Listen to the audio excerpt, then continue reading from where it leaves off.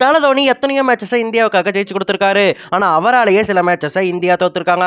அப்படி தல தோனியால தோத்த 3 மேட்சஸை இந்த வீடியோல பாத்துருவோம். நம்பர் 1, 2014 இந்தியா இங்கிலாந்து ஒரு T20 மேட்ச் ஆடிட்டு இருந்தாங்க. 181 டார்கெட்டை இந்தியா சேஸ் பண்ணிட்டு இருந்தாங்க. விராட் கோலியின் உதவியால டார்கெட்டுக்கு கிட்ட நெருங்கி போயிருந்தாங்க. கடைசி 2 பாலுக்கு 5 ரன் தேவைப்பட்டிருந்துச்சு. அப்ப அம்பத்தி ராயுடுவும் தல தோனியும் களத்துல இருந்தாங்க.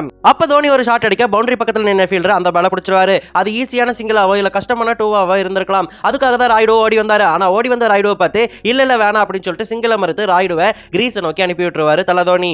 அடுத்த பால் 6 4 அடிப்பாருன்னு பார்த்தா அதே மாதிரி சுத்தி ஃபீல்டர் கையிலே கொடுத்துட்டு சிங்கிள் மட்டும் எடுத்திருப்பாரு. இதனால இங்கிலாந்து அந்த மேட்சை 3 ரன் வித்தியாசத்துல ஜெயிச்சிருப்பாங்க.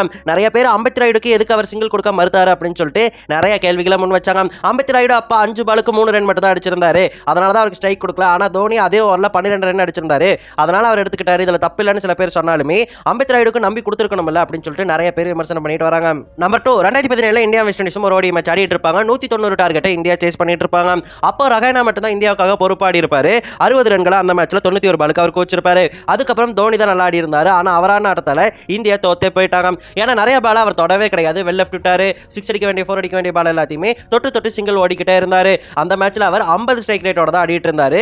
வெறும் 108 பாலுக்கு தான் 50 அடிச்சிருந்தாரு. கடைசி வரைக்கும் மேட்ச் கொண்டு போகணும் அப்படின்னு சொல்லிட்டு ஸ்லோவா ஆடிட்டு இருந்தவரு 7 பாலுக்கு 14 ரன் கொண்டு வந்திருப்பாரு. அப்போ சிங்கிள் எடுத்து அடுத்த ஒரு ஸ்ட்ரைக் தானே வச்சுக்கணும். முன்னாடி அப்படி தானே பண்ணாரு. ஆனா இந்த இடத்துல அந்த பால் அடிக்க போகி கேட்ச் கொடுத்துட்டு வெளியே போயிருப்பாரு. இதனால அந்த மேட்ச்ல 114 பால்ஸ் பிடிச்சு 54 ரன் மட்டும் தான் அடிச்சிருப்பாரு. அதுலயும் அந்த இன்னிங்ஸ்ல ஒரே ஒரு 4 மட்டும் தான் அடிச்சிருந்தாரு. இதனால 190 டார்கெட்டை சேஸ் பண்ணிட்டு இருந்த இந்தியா 11 ரன் வித்தியாசத்துல அநியாயமா தோத்துட்டாங்க விராட் கோலி தலைமையில. நம்பர் 3, தல தோனியோட best captaincy move worst captaincy move ஒரே மேட்ச்ல நடந்துச்சு. 2016 T20 வேர்ல்ட் கப் செமிஃபைனல்ல இந்தியா வெஸ்ட் இண்டீஸ் ஆடிட்டு இருந்தாங்க. வெஸ்ட் இண்டீஸ் 193 டார்கெட்டை சேஸ் பண்ணிட்டு இருந்தாங்க. அந்த சேஸ்ல ஜான்சன் சார்லஸும் லெண்டன் சிமன்ஸும் மிகப்பெரிய பார்ட்னர்ஷிப்பா அமைச்சிட்டு இருந்தாங்க. அந்த பார்ட்னர்ஷிப்பை பிரேக் பண்றதுக்காக விராட் கோலி கையில பால் கொடுத்திருப்பாரு. விராட் கோலியுமே சொன்ன மாதிரி ஜான்சன் சார்லஸ் உடைய விக்கெட்டை தூக்கி இருப்பாரு. அதுக்கப்புறம் லாஸ்ட் ஓவர்ல 8 ரன் தேவைப்பட்டிருக்கும். அந்த சமயத்துல அஸ்வினுக்கும் ஓவர் இருந்திருக்கும், சுரேஷ் ரெய்னாவுக்கும் ஓவர் இருந்திருக்கும். ஆனா 2 பேருக்கும் கொடுக்காம விராட் கோலி கையில ஓவர் கொடுத்திருப்பாரு. அப்ப களத்துல இருந்தது லெண்டல் சிமன்ஸும் ஆண்ட்ரே ரசலும். அப்படி இருக்கும்போது ஒரு மீடியம் பேசர் கொடுத்தா என்ன அடி அடிப்பாங்க. அதே மாதிரி 6 4 அடிச்சு அந்த மேட்சை ஈஸியா வெஸ்ட் இண்டீஸ் ஜெயிச்சிருவாங்க.